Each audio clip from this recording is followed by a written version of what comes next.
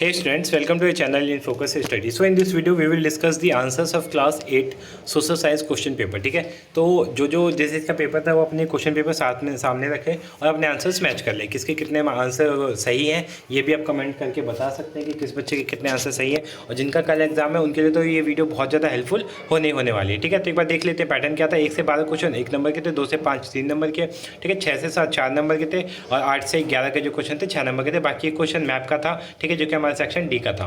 ठीक है, तो पहला क्वेश्चन देखते हैं। पहला क्वेश्चन क्या था हमारा, निम्नलिखित में से मृदा निर्माण का कारक कौन सा नहीं है। Which of the following is a factor of soil formation. तो पैरेंट रॉक होगा, क्लाइमेट होगा, ऑर्गेनिक मैटर होगा, तो ऑल ऑफ द अबव हमारा राइट आंसर हो जाएगा। इसके लिए ऑल ऑफ द अबव हो जाएगा। नेक्स्ट है मास एक प्राकृतिक वनस्पति है। ठीक है, तो इसका क्वेश्चन मैं चाहता हूँ कि आप कमेंट सेक्शन में दें। ठीक है, देखता हूँ किस किसका आंसर सही है। ठीक है, तो इसका आंसर कमेंट सेक्शन में आपको देना है। थर्ड क्वेश्चन पे आते हैं कि निम्नलिखित में कौन सा भारतीय संविधान का एक लक्षण नहीं है। तो भारतीय संविधान का जो लक्षण देखो, संघवाद भी है, शक्तियों का केंद्रीकरण नहीं है, ठीक है, संसदीय है, मौलिक अधिकार है। तो हमारा ऑप्शन नंबर बी राइट हो जाएगा। शक्तियों का केंद्रीकरण जिसे बोलते हैं सेंट्रलाइजेशन ऑफ पावर, बिल्कुल नहीं है। हमारा जो पावर है वो सेंट्रलाइज नहीं होता, पावर होता है वो अलग अलग है, डिस्ट्रीब्यूट होता है। ठीक है, 3 लेवल पे डिस्ट्रीब्यूट है, जो कि हमारा सेंट्रल होता है, स्टेट होता है और जो स्मॉल विलेजेस होते हैं उनके लिए होता है। फिर राज्यसभा के लिए कौन सा कथन सही नहीं है। Which of the following is not correct about Rajya Sabha. तो हमारा पहला हो जाएगा राज्यसभा कंसिस्ट ऑफ 233 मेंबर्स, बिल्कुल सही है, ये भी सही है, ये भी सही है हमारा। फिर ये गलत है लास्ट वाला, the member of Rajya Sabha elected directly by people. जो मेंबर होते हैं राज्यसभा के वो पीपल मतलब डायरेक्टली नहीं होते, किसके थ्रू होते हैं, अदर मेंबर्स के थ्रू होते हैं। तो ऑप्शन नंबर डी राइट हो जाएगा।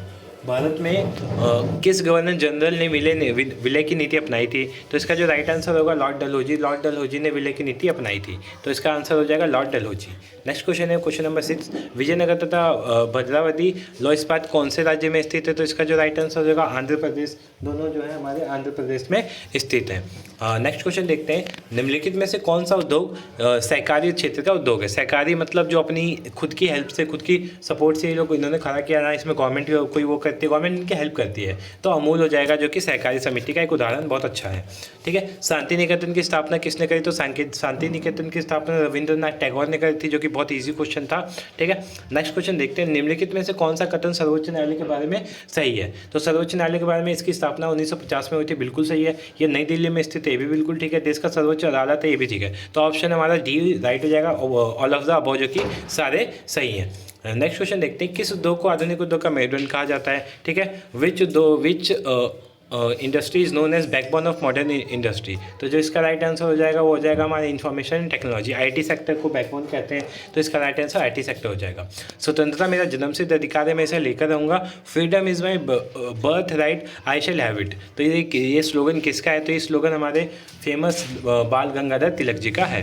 ठीक है, नेक्स्ट क्वेश्चन है जो कि 12th है, भारतीय संविधान में किस अनुच्छेद में अस्पष्टता का अंत किया। तो आर्टिकल नंबर 17, जिसपे एक मूवी भी बनी हुई है, आर्टिकल 17। ठीक है, तो ये आप देख सकते हैं। ठीक है, तो आर्टिकल 70 राइट आंसर हो जाएगा कौन से क्वेश्चन का, 12वें क्वेश्चन का। ठीक है, अब क्वेश्चन नंबर 2 से स्टार्ट करते हैं, तो पार्ट से 12। ठीक है, फर्स्ट क्वेश्चन के 12 पार्ट थे, जो कि 1 नंबर के थे, एमसीक्यू बेस्ड। अब अगला क्वेश्चन है 98, मतलब ये लाइक हमारा एक्सप्लेन वाला क्वेश्चन है, तो इसको मैं बाद में बता दूंगा, 1-2 क्वेश्चन समझा देता हूँ। जैसे उद्योगों की स्थिति को प्रभावित करने वाले कारक कौन से हैं, what are the main factor affecting location of industry. तो इसके आंसर हमारे क्या हो जाएंगे, लाइक मनी हो जाएगा, ठीक है, फिर हो जाएगा श्रम हो जाएगा, हमारा जल हो जाएगा, वाटर हो जाएगा, लैंड हो जाएगा। तो ये सारी चीज़ें क्या करती हैं कि इंडस्ट्री को इफेक्ट करती हैं। ठीक है, अगला क्वेश्चन है कृषि आधारित उद्योग और खनिज आधारित उद्योग में अंतर बताइए। कृषि आधारित उद्योग क्या होते हैं, जो खेती से बनते हैं, और खनिज जो खनिजों से बनते हैं। ठीक है, जनहित याचिका क्या है। जनहित याचिका मतलब क्या होता है कि हम कोई भी हमारा अगर प्रॉब्लम है तो हम कोर्ट में जाके उस चीज़ पे बात कर सकते हैं, हम अपनी याचिका दायर कोर्ट में जाके कर सकते हैं। ठीक है, तो कोर्ट में जाके हम बोल सकते हैं। ठीक है, बाकी ये क्वेश्चन देख लेना आप, क्वेश्चन ईजी थे, क्वेश्चन टफ नहीं था। जिसने अगर अच्छे से पढ़ाई करके गए हैं जो बच्चे, उनका पेपर तो आसान जाने वाला है, आसान क्या अच्छा जाने वाला है। ठीक है, तो ये सारे क्वेश्चन भी देख लेना, इनके भी आंसर बता देता हूँ। मराठा राज्य की स्थापना किसने करी थी। तो मराठा राज्य की स्थापना हमारे प्यारे शिवाजी ने करी थी। नेक्स्ट क्वेश्चन है, मराठा राज्य की राजधानी क्या थी। तो पुणे थी। ठीक है, बहुत बच्चे दिल्ली लगा के आएंगे, जो कि नहीं है, पुणे है। फिर मराठा ने किस क्षेत्र में मुगलों को चुनौती दी। तो प्रायद्वीपीय क्षेत्र में मुगलों को चुनौती दी थी, किसने, मराठाओं ने। फिर मराठा राज्य में चौथ और सरदेशी क्या थे। ये एक प्रकार के टैक्स होते थे, जिसको हम क्या बोलते थे, सरदेशी या चौथ कहते थे। फिर अगले क्वेश्चन पे आते हैं। हमारा जो है जल चक्र किसे कहते हैं। जल चक्र का मतलब होता है पानी का भाप बनना, भाप से दोबारा पानी बनना, फिर नदियों में जाना, फिर दोबारा भाप पानी। तो ये जो पूरा चक्र चलता रहता था इसे जल चक्र कहते थे। मनुष्य जल का प्रयोग कहाँ कहाँ करते हैं, तो बहुत जगह करते हैं। ये तो आंसर सबको पता होगा। फिर वर्तमान समय में जल की कमी के क्या कारण है। जल की वायु जो जल की गंदगी होती है और जल का अत्यधिक यूज़ करना, दोनों ये जल की कमी के कारण हो जाते हैं हमारे। फिर नेक्स्ट क्वेश्चन है हमारा, कई प्रकार के गैस, धूल, कण जलवाष्प में उपस्थित रहते हैं। तो ये कौन से मतलब वायुमंडल में रहते हैं, किसमें, वायुमंडल में। ठीक है। नेक्स्ट क्वेश्चन है, पृथ्वी के चारों ओर मौजूद वायुमंडल को कौन थामे रखता है। तो पृथ्वी का गुरुत्वाकर्षण बल थामे रखता है। बहुत सही, ये आंसर राइट हो जाएगा, पृथ्वी का गुरुत्वाकर्षण बल। सूर्य से आने वाली हानिकारक किरणें हमारी रक्षा कौन करता है उससे, तो वायुमंडल उससे हमारी रक्षा करता है। ठीक है। भूप्रपटी ये सब तो पृथ्वी के अंदर होती हैं। ठीक है। तो ये हो गया। और क्वेश्चन देखते हैं कौन कौन से हैं।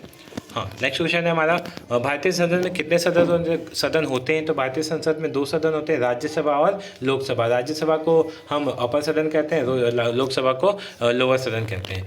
लोकसभा के सदस्य का चुनाव कौन करता है, तो हम ही करते हैं। हम लोग जो 18 साल से ज़्यादा के लोग हैं वो लोकसभा के सदस्य का चुनाव करते हैं। फिर लोकसभा का कोई 2 कार्य लिखना था, तो क्या करना, कानून बनाना, पैसों से रिलेटेड कानून बनाना, लोगों की मदद करना, लोगों की बातें सुनना। क्यों, क्योंकि ये लोगों के क्या होते हैं, प्रतिनिधित्व करते हैं। बस बाकी मैप वाले क्वेश्चन थे जो कि आप इजीली कर सकते हैं। तो होप्स आपका पेपर अच्छा गया हो, अच्छा गया, जैसा भी गया हो आप बता सकते हैं कमेंट सेक्शन में कितने क्वेश्चन आपने सही किया, आप ये भी बता सकते हैं। ठीक है। तो thank you so much for watching this video. मिलते हैं नेक्स्ट वीडियो में।